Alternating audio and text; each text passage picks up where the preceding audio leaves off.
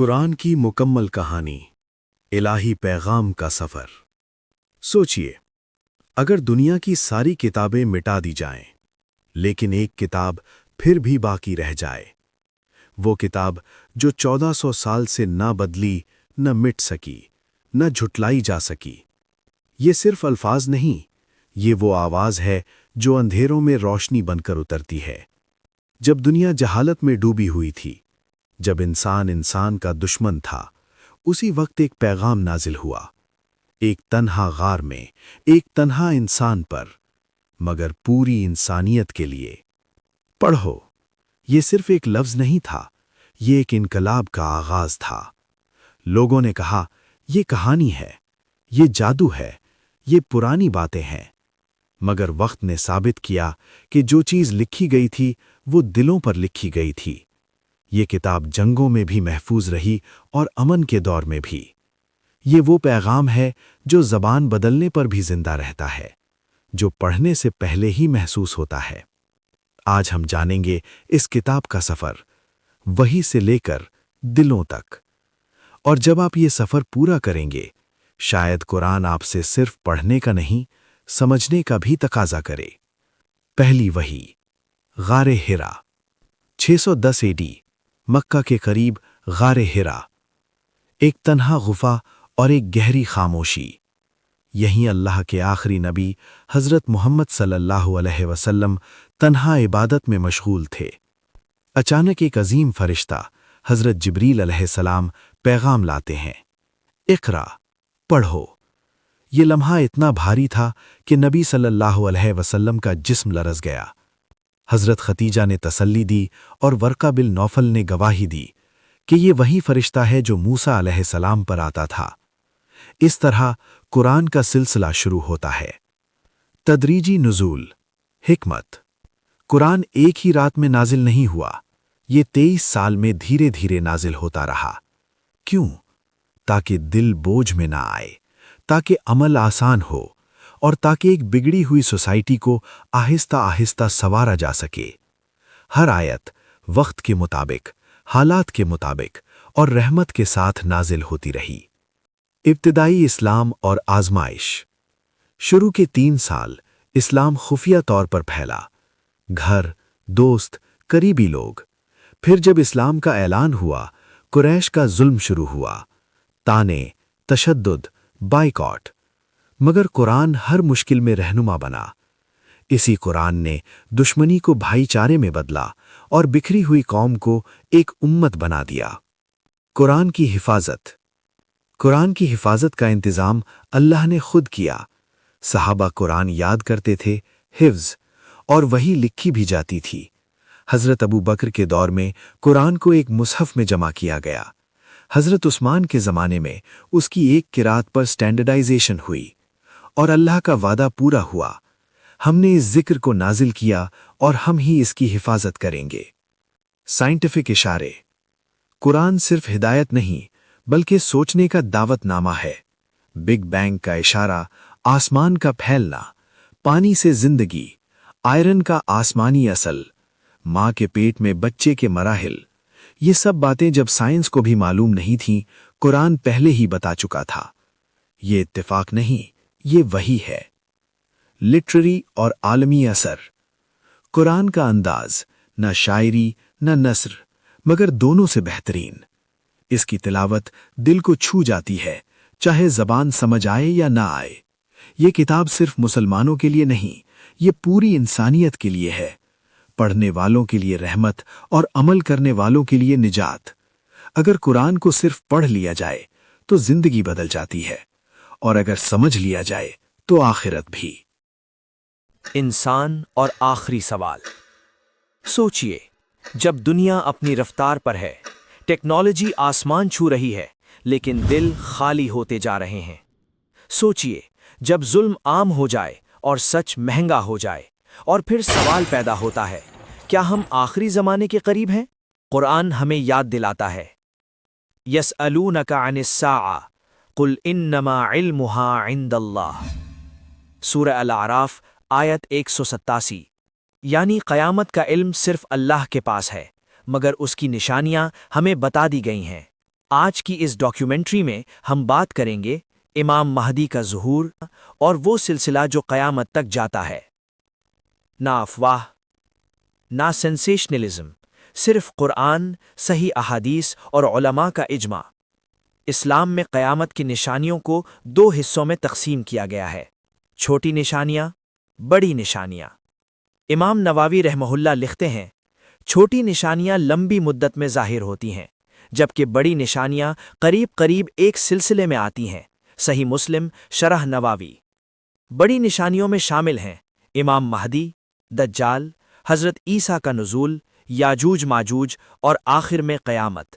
اور اجماع امت یہ ہے کہ امام مہدی کا ظہور دجال سے پہلے ہوگا۔ امام مہدی کوئی فرشتہ نہیں ہوں گے، نہ ہی بچپن سے کوئی سپر ہیومن شخص۔ رسول اللہ صلی اللہ علیہ وسلم نے فرمایا، المہدی منی، اسمہ اسمی و اسم ابیہ اسم ابی۔ سنن ابو داود 4282، یعنی نام محمد، والد کا نام عبداللہ، نسب اہل بیت سے۔ وہ ایک عام انسان ہوں گے جو اپنی زندگی جی رہے ہوں گے۔ امپورٹنٹ عقیدہ پوائنٹ: امام مہدی خود اپنے مہدی ہونے کا دعویٰ نہیں کریں گے۔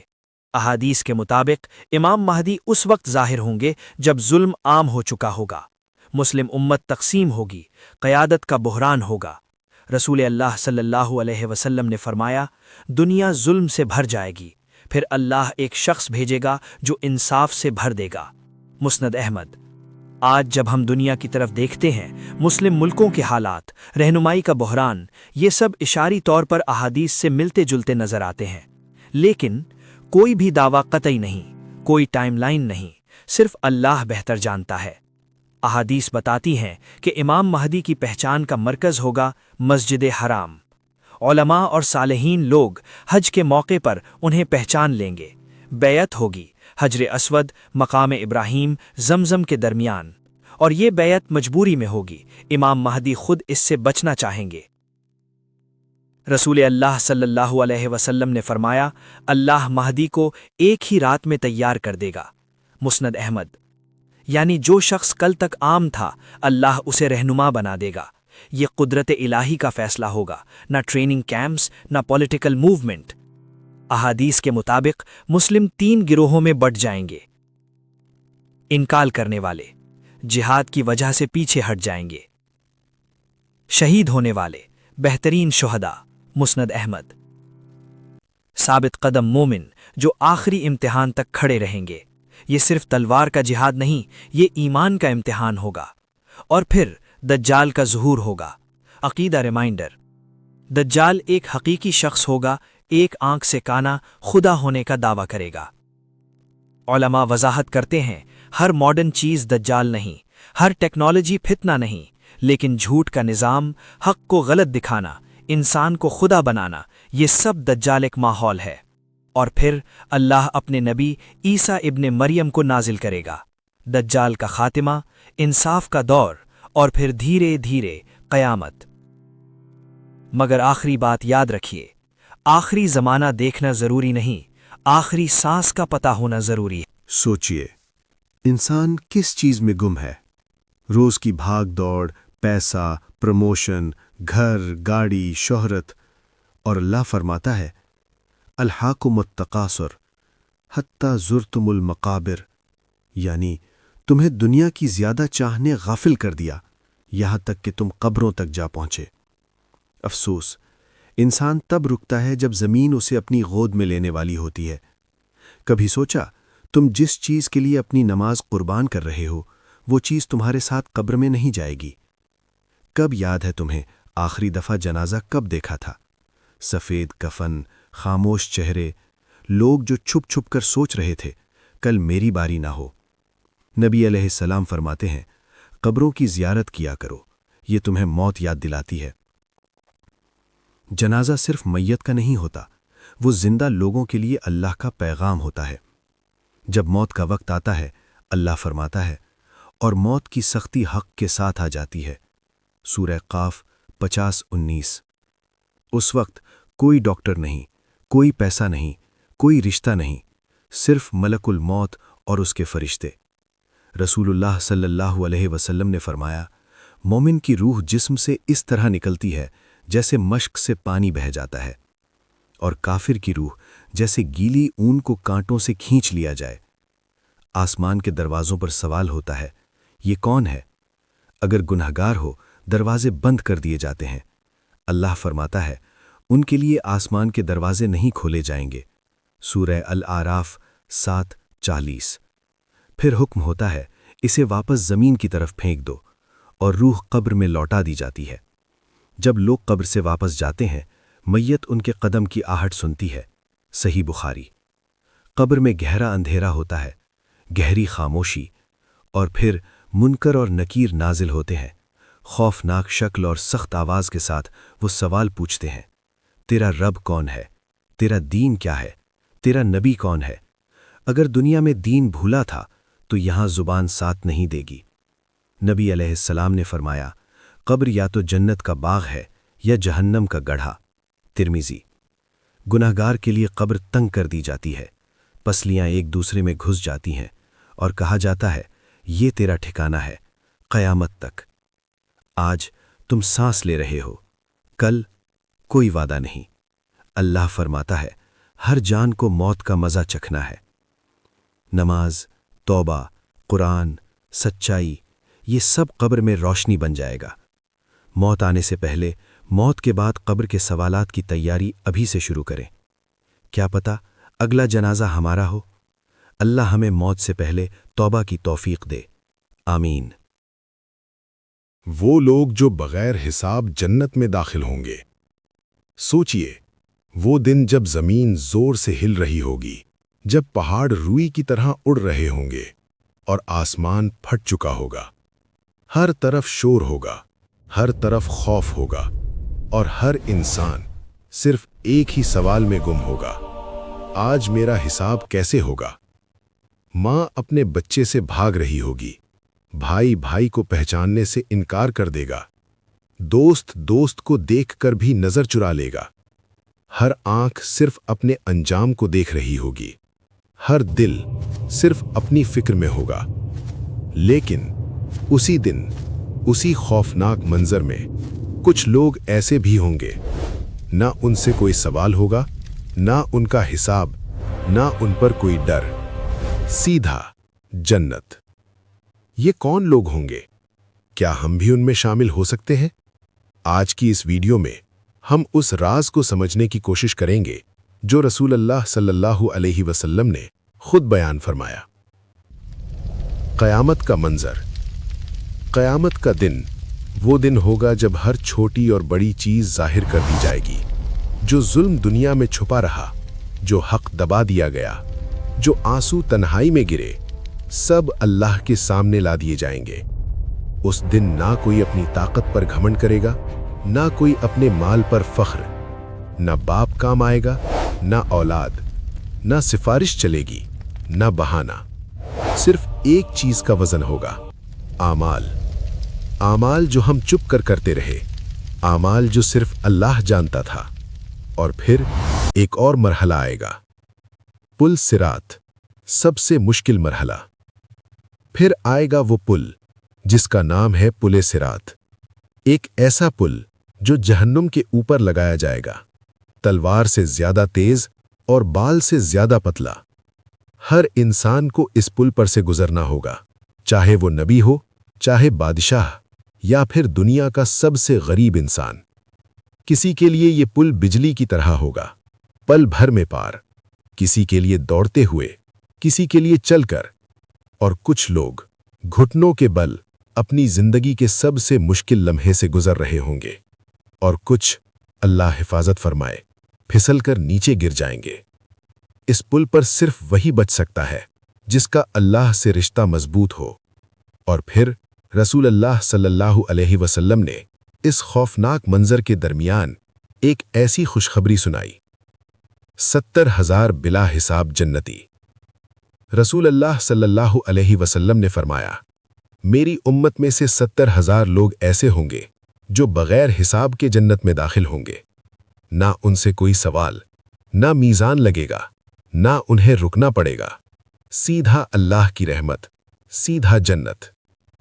सहाबा हैरान हो गए, یہ کون لوگ ہوں گے؟ تو رسول اللہ صلی اللہ علیہ وسلم نے ان کی 4 خصوصیات بیان فرمائی۔ نمبر 1، قے نہ کروانا۔ یہ وہ لوگ ہوں گے جو بیماری کو صرف تکلیف نہیں بلکہ اللہ کی طرف سے آزمائش سمجھتے ہیں۔ ان کا یقین ہوتا ہے کہ شفا دینے والا صرف اللہ ہے، وہ اپنے دل کو اللہ کے حوالے کر دیتے ہیں۔ نمبر 2، رقیہ خود پڑھ کر اللہ سے مانگنا۔ رقیہ جائز ہے، لیکن یہ لوگ کسی اور پر اپنا بھروسہ نہیں رکھتے، وہ سیدھا اپنے رب سے مانگتے ہیں، سیدھا اللہ کے در پر گر جاتے ہیں۔ ان کا توکل لوگوں پر نہیں، صرف اللہ پر ہوتا ہے۔ نمبر 3، بدشگونی سے پاک۔ نہ کوئی دن برا ہوتا ہے، نہ کوئی رنگ، نہ کوئی پرندہ۔ یہ لوگ جانتے ہیں کہ نفع اور نقصان صرف اللہ کے ہاتھ میں ہے، کوئی چیز ان کے یقین کو ہلا نہیں سکتی۔ نمبر 4، مکمل توکل۔ یہ سب سے بڑی صفت ہے، ہر حال میں ان کی زبان پر ہوتا ہے، حسبی اللہ لا الہ الا ہو، اللہ میرے لیے کافی ہے۔ جب یہ بات رسول اللہ صلی اللہ علیہ وسلم نے بیان فرمائی تو عکاشہ بن محسن رضی اللہ عنہ فوراً کھڑے ہوئے، عرض کی، یا رسول اللہ، میرے لیے دعا فرمائیے کہ اللہ مجھے ان میں شامل فرما دے۔ رسول اللہ صلی اللہ علیہ وسلم نے فرمایا، تم ان میں سے ہو۔ ایک اور صحابی اٹھے تو فرمایا گیا، عکاشہ تم سے پہلے نکل گئے۔ یہ ہے موقع پہچاننے کی اہمیت۔ رسول اللہ صلی اللہ علیہ وسلم نے دعا کی اور اللہ نے اپنی رحمت اور بڑھا دی۔ ہر 70,000 کے ساتھ اور 70,000 یعنی 49 لاکھ سے زیادہ لوگ بغیر حساب جنت میں داخل ہوں گے۔ سوال یہ نہیں کہ وہ کون لوگ ہوں گے، سوال یہ ہے کیا ہم ان جیسے بننے کی کوشش کر رہے ہیں؟ آج سے توکل سیکھیں، شرک سے دور رہیں اور اللہ پر پورا بھروسہ کریں۔ شاید اللہ اپنی رحمت سے ہمیں بھی ان میں شامل فرما دے۔ آمین۔ سوچئے، آج نہیں، کل نہیں، لیکن ایک دن ضرور، جب زمین اپنی ساری کہانیاں اگل دے گی، جب آسمان پھٹ جائے گا اور جب ہر انسان صرف ایک ہی سوال میں گھوم رہا ہوگا، میرا انجام کیا ہوگا؟ آج ہم بات کرنے جا رہے ہیں جہنم کی۔ کوئی کہانی نہیں، کوئی افسانہ نہیں، بلکہ قرآن کی سچائی۔ اللہ رب العزت نے فرمایا، اور اس دن جہنم کو سامنے لایا جائے گا۔ سورہ الفجر 89:23۔ اس دن جہنم کو لایا جائے گا۔ سوچئے، جو چیز لائی جا رہی ہو وہ کتنی بھیانک ہوگی۔ جہنم صرف آگ کا نام نہیں، یہ اللہ کا انصاف ہے۔ یہ اس زندگی کا نتیجہ ہے جو بغیر خوف کے گزاری گئی۔ اللہ فرماتا ہے، اور جہنم غات ہے، سرکشوں کے لیے ٹھکانہ۔ سورہ النبا 78:21-22۔ غات، جہاں شکار پھنسایا جاتا ہے۔ جہنم کسی پر ظلم نہیں، بلکہ ہر روح کا اپنا کمایا ہوا انجام ہے۔ انسانی آگ، اس سے زیادہ نہیں۔ رسول اللہ نے فرمایا، مفہوم، تمہاری دنیا کی آگ جہنم کی آگ کا صرف ایک حصہ ہے۔ قرآن کہتا ہے، یہ آگ اللہ کی بھڑکائی ہوئی آگ ہے جو دلوں تک جا پہنچے گی۔ سورہ الہمزہ 104:6-7۔ سوچئے، آگ جو صرف جسم کو نہیں دلوں کو جلائے، درد صرف جسم کا نہیں ہوگا، پچھتاوا روح کو چیر رہا ہوگا۔ جہنم کا ایک دروازہ نہیں، اللہ فرماتا ہے جہنم کے 7 دروازے ہیں۔ سورہ الحجر 15:44۔ ہر دروازہ ہر قسم کے گنہگار کے لیے، کسی کے لیے جھوٹ، کسی کے لیے ظلم، کسی کے لیے نماز سے دوری، کسی کے لیے تکبر۔ سوچئے، کون سا دروازہ آپ کے نام کا ہو سکتا ہے؟ بھوک ہوگی لیکن راحت نہیں، اللہ فرماتا ہے ان کے لیے زقوم کا درخت ہوگا۔ سورہ الصافات 37:62۔ اور پھر فرمایا، وہ پیٹ میں آگ کی طرح ابلے گا۔ سورہ الدخان 44:46۔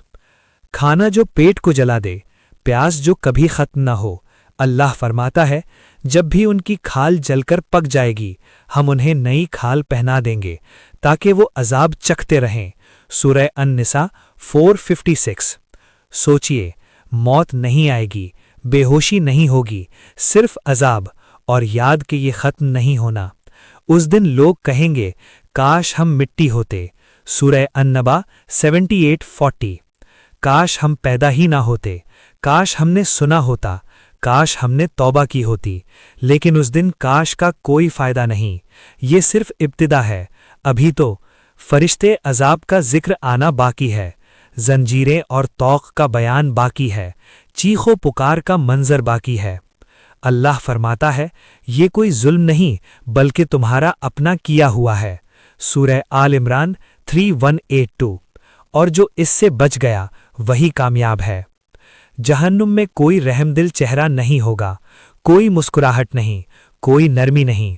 اللہ فرماتا ہے اس پر سخت اور سخت گر فرشتے مقرر ہیں جو اللہ کے حکم کی نافرمانی نہیں کرتے۔ سورہ التحریم 66:6۔ یہ فرشتے رحمت کے لیے نہیں، یہ انصاف کے لیے ہیں۔ جہنم کا نگران فرشتے مالک، قرآن کہتا ہے اور وہ پکاریں گے اے مالک تمہارا رب ہمیں ختم ہی کر دے۔ وہ کہے گا تمہیں یہیں رہنا ہے۔ سورہ الزخرف 43:77۔ سوچئے، موت کی بھیک مانگی جا رہی ہے اور جواب مل رہا ہے یہیں رہنا ہے۔ جہنم صرف آگ نہیں، وہاں زنجیریں بھی ہیں۔ اللہ فرماتا ہے یقیناً کافروں کے لیے ہم نے زنجیریں، طوق اور بھڑکتی آگ تیار کر رکھی ہے۔ سورہ الانسان 76:4۔ اور پھر انہیں زنجیروں میں جکڑ کر گھسیٹا جائے گا۔ سورہ غافر 40:71۔ گھسیٹنا، عزت کا بالکل ختم ہو جانا۔ اس دن چہرے پہچان میں نہیں رہیں گے۔ اللہ فرماتا ہے اس دن چہرے الٹ دیے جائیں گے آگ میں۔ سورہ الاحزاب 33:66۔ چہرہ جو دنیا میں فخر تھا آج وہی ذلت بن چکا ہوگا۔ جہنم صرف جلنا نہیں، وہاں چیخیں ہوں گی۔ وہ اس میں چیختے ہوں گے اے ہمارے رب ہمیں نکال لے۔ سورہ فاطر 35:37۔ جواب ملے گا کیا تمہارے پاس ہدایت نہیں آئی تھی؟ اللہ فرماتا ہے جب انہیں دور سے دیکھے گی تو وہ اس کی بھیانک آواز اور بھڑک سنیں گے۔ سورہ الفرقان 25:12۔ جہنم دیکھ کر ہی نہیں، آواز سے ہی روح کانپ اٹھے گی۔ اللہ فرماتا ہے فرشتے ان کے چہروں اور پیٹھوں پر مارتے ہوں گے۔ سورہ الانفال 8:50۔ چہرہ، پیٹھ، ہر طرف سے درد۔ جب کوئی بھاگنا چاہے گا، جب بھی وہ اس سے نکلنا چاہیں گے پھر اسی میں لوٹا دیے جائیں گے۔ سورہ السجدہ 32:20۔ یہاں کوئی راستہ نہیں، کوئی ایگزٹ نہیں۔ یہ عذاب صرف جسم کا نہیں، ذہن بھی جل رہا ہوگا، اور پھر کہا جائے گا اب عذاب چکھتے رہو۔ سورہ السجدہ 32:14۔ یاد رکھیے جہنم ایک جیسا عذاب نہیں، اللہ رب العزت انصاف کرتا ہے۔ ہر گناہ کا بوجھ، ہر نافرمانی کا نتیجہ، اللہ فرماتا ہے ہر شخص کے لیے اس کے اعمال کے درجات ہیں۔ سورہ الانعام 132۔ یعنی گناہ مختلف ہیں اور عذاب بھی مختلف۔ تکبر، اپنے آپ کو بڑا سمجھنا، اللہ کے بندوں کو حقیر سمجھنا۔ اللہ فرماتا ہے یقیناً تکبر کرنے والوں کے لیے جہنم کا دروازہ ہے۔ سورہ الزمر 39:60۔ اور پھر کیا جہنم غرور کرنے والوں کا ٹھکانہ نہیں؟ سورہ الزمر 39:72۔ جو دنیا میں سر اونچا کر چلا آج اس کا سر ذلت سے جھکا دیا جائے گا۔ جھوٹ چھوٹا لگے لیکن اللہ کے ہاں بہت بھاری ہے۔ اللہ فرماتا ہے یہ صرف جھوٹ بولنے والے ہی ہیں جو اللہ کی آیتوں کو جھٹلاتے ہیں۔ سورہ النحل 16:105۔ جھوٹ سے حق چھپایا گیا اور حق چھپانے والوں کا ٹھکانہ آگ۔ نماز، جو مومن اور کفر کے درمیان فرق ہے۔ جب جہنمیوں سے پوچھا جائے گا تمہیں کس چیز نے سکر میں ڈالا؟ سورہ المدثر 74:42۔ وہ جواب دیں گے ہم نماز پڑھنے والوں میں سے نہ تھے۔ سورہ المدثر 74:43۔ سوچئے نماز چھوڑنا صرف سستی نہیں بلکہ آخرت کا نقصان۔ جو مال جمع کرتا رہا اور اللہ کا حق ادا نہ کیا، اللہ فرماتا ہے ان کا سونا اور چاندی آگ میں تپائی جائے گی اور اس سے ان کے ماتھے، پہلو اور پیٹھ داغے جائیں گے۔ سورہ التوبہ 9:35۔ وہی مال جس پر فخر تھا آج وہی عذاب بن گیا۔ ظلم، चाहे छोटा हो या बड़ा। अल्लाह फरमाता है, जालिम लोगों के लिए दर्दनाक अजाब है। सूरह इब्राहीम 14:22। मजलूम की आह कभी जाया नहीं जाती, जो इबादत सिर्फ लोगों को दिखाने के लिए की। अल्लाह फरमाता है, बस खराबी है उन नमाजियों के लिए जो रिया करते हैं। सूरह अल-माऊन 107:4-6। वो सजदा जो अल्लाह के लिए नहीं था, वो कुर्बानी जो सिर्फ लोगों के लिए थी, अल्लाह के हां कायम नहीं। अल्लाह फरमाता है, वो अपने गुनाहों का बोझ उठाए होंगे। सूरह अल-अनाम 6:31। कोई किसी का बोझ नहीं उठाएगा, हर शख्स अकेला। ये सिर्फ चंद गुनाह थे और इनके अंजाम अभी बाकी हैं। मुनाफिकीन का सबसे निचला दर्जा, जहन्नुम का सबसे गहरा हिस्सा, वो लोग जो उम्मीद खो चुके होंगे। अल्लाह फरमाता है, यकीनन मुनाफिक सबसे निचले दर्जे में होंगे। सूरह अन-निसा 4:145। मुनाफिक जो जुबान से मोमिन था मगर दिल से नहीं, जो दुनिया में दो चेहरे रखता रहा, मस्जिद में कुछ और, तन्हाई में कुछ और। अल्लाह रब्बुल इज्जत फरमाता है, यकीनन मुनाफिक जहन्नुम के सबसे निचले दर्जे में होंगे। सूरह अन-निसा 4:145। सोचिए, काफिर ऊपर लेकिन मुनाफिक नीचे। क्यों? क्योंकि उसने सच को पहचान कर भी धोखा दिया। जहन्नुम के दर्जे हैं और सबसे निचला दर्जा, वहां आग ज्यादा तेज होगी, अंधेरा ज्यादा गहरा होगा और अजाब कभी हल्का नहीं होगा। अल्लाह फरमाता है, वहां न तो वो मरेंगे न ही जिंदा रहेंगे। सूरह अल-आला 87:13। न मौत न जिंदगी, सिर्फ बीच का अजाब। सबसे ज्यादा तकलीफ किस चीज की होगी? उम्मीद के खत्म हो जाने की। अल्लाह फरमाता है, और उन्हें कहा जाएगा, आज तुम पर कोई अजाब हल्का नहीं किया जाएगा। सूरह अज़-ज़ुख़्रुफ़ 43:75। आज नहीं, कल नहीं, कभी नहीं। उस वक्त लोग अल्लाह को पुकारेंगे, लेकिन अल्लाह फरमाता है, आज हम तुम्हें भूल जाएंगे जैसे तुमने इस दिन को भूला था। सूरह अस-सजदा 32:14।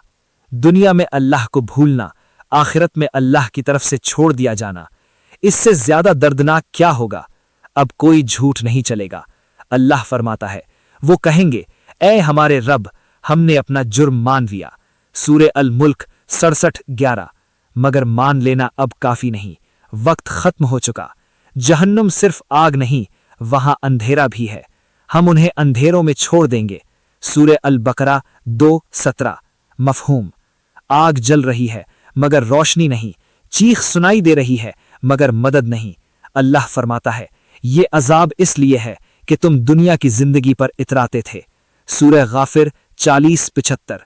जो हंसी, जो गफलतपन, जो लापरवाही, आज वो सब हिसाब बन चुकी। ये जहन्नुम का सबसे गहरा मंजर था, जहां कोई दुआ कबूल नहीं, कोई सिफारिश नहीं, कोई रास्ता नहीं। मगर अभी एक सवाल बाकी है, क्या कोई जहन्नुम से निकल सकता है? अल्लाह फरमाता है, फिर अल्लाह जिसे चाहेगा रहमत से निकाल लेगा। सूरह मरियम 19:72। मफहूम, अब एक सवाल जो हर दिल के अंदर छुपा होता है, क्या जहन्नुम हमेशा है? क्या वहां से कोई निकल भी सकता है? जवाब कुरान देता है।